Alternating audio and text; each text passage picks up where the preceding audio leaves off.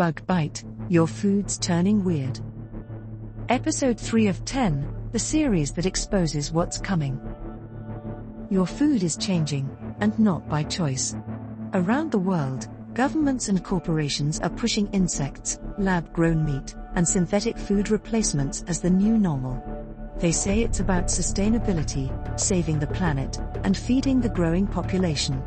But look closer, and you'll see a different story. You never asked for bug burgers, cricket flour, or mealworm protein, but they're already here. Insects are being approved as food in Europe, North America, and Australia, while traditional farming is being phased out. The same people pushing these new food sources still eat steak, seafood, and organic produce while telling you that your future diet will be made in a lab or grown in a factory. This isn't speculation. It's happening right now. In January 2023, the European Union approved using crickets and mealworms as ingredients in food products. Across France, the Netherlands, and Switzerland, large-scale insect farms are growing rapidly, producing protein powders, snack foods, and alternative ingredients to be mixed into processed meals. The goal isn't to give people a choice but to make insect-based food the default. It's happening quietly. Insect ingredients are being introduced under unfamiliar names like agita powder, cricket flour, and Tenebrio molitor, mealworm protein. Many processed foods already contain these ingredients, but unless you know what to look for, you won't even realize you're eating them. Governments and corporations claim it's about sustainability. They say farming uses too many resources, that cows produce too much methane, and that traditional diets are harming the environment. To convince people, they've launched advertising campaigns, school programs, and government-backed incentives to make bugs and lab-grown meat seem normal. But here's the real question: if insect protein is so great, why are they sneaking it into food instead of letting people choose? They don't want a debate. They want gradual acceptance. They introduce insects in snack foods, school lunches, and processed products. They market them as trendy, futuristic, and eco-friendly. They highlight celebrities and influencers trying cricket-based meals, making it seem cool and forward-thinking. Meanwhile, traditional farming is being restricted, taxed, and even shut down. In the Netherlands, one of Europe's largest food producers, the government is forcing farmers to reduce nitrogen emissions by cutting livestock herds and, in some cases, shutting down farms entirely. Similar restrictions are being introduced across Ireland, Canada, and Germany. It's not about saving the planet, it's about phasing out real food and replacing it with a diet that is cheap to produce and easy to control. Once traditional farming is eliminated, what's left? Factory-produced food, synthetic alternatives, lab-grown protein.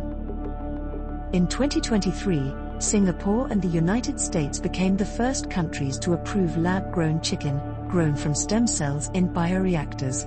The European Union and the UK are investing billions in lab-grown meat, pushing it as the sustainable alternative to traditional farming.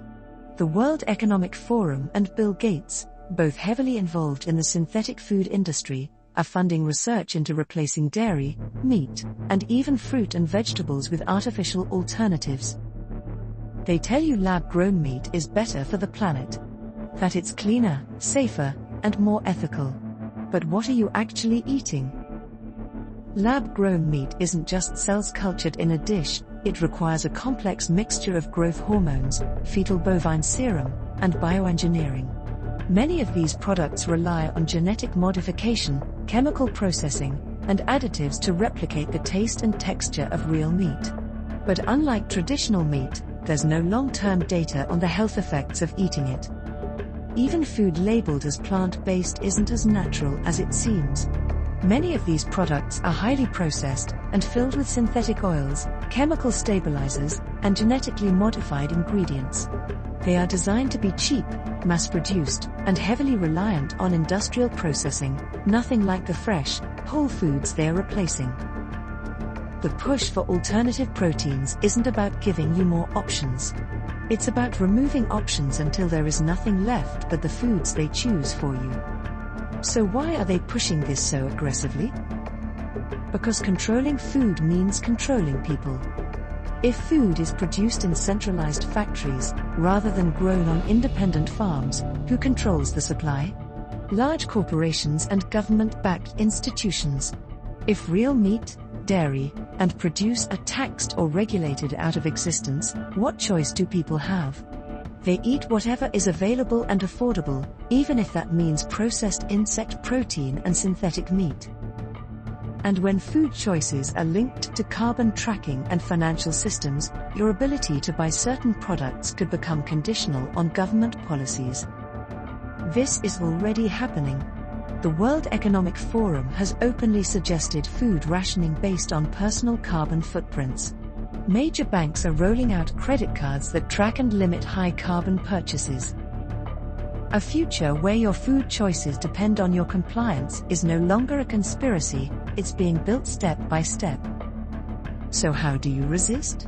How do you protect your ability to choose what you eat? The first step is awareness. Learn to recognize hidden insect ingredients in processed foods. Look out for names like acheta powder, Tenebrio molitor, and Grillode sigillatus. The more people reject these products, the harder it becomes for corporations to force them into the food supply. Support local farmers, butchers, and producers before they are regulated out of business. The more people rely on independent food sources, the less control corporations have over supply chains. Stock up on essential foods now, while choices are still available. As traditional meat and dairy are phased out, prices will rise. The time to prepare is before alternatives become mandatory. Push back against government policies restricting farming and promoting lab-grown or insect-based foods. The more people resist, the harder it becomes for these restrictions to take hold. Once food becomes a government-controlled system, there will be no easy way out. The time to take control of your own food choices is now. This is just the beginning. Like, follow, and subscribe to stay updated. Don't miss episode 4, Fake Meat Mess, What's Wrong with Lab Food? It's time to see the bigger picture.